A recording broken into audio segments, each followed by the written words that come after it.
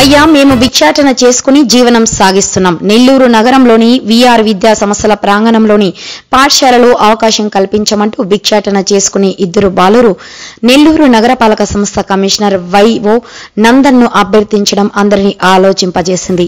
VR విద్యా సంస్థల ప్రాంగణంలో ఇటీవల ప్రారంభమైన తరగతుల నిర్వహణను పర్యవేక్షించేందుకు నెల్లూరు నగరపాలక సంస్థ కమిషనర్ గురువారం ప్రత్యక్షంగా సందర్శించారు.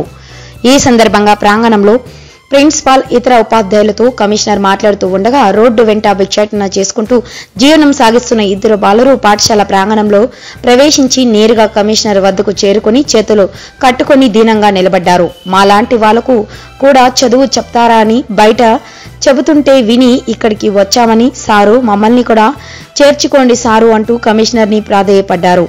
వారి మాటకు చలించిన కమిషనర్ పిల్లలతో మాట్లాడి న్యాయం చేస్తామని తెలిపారు.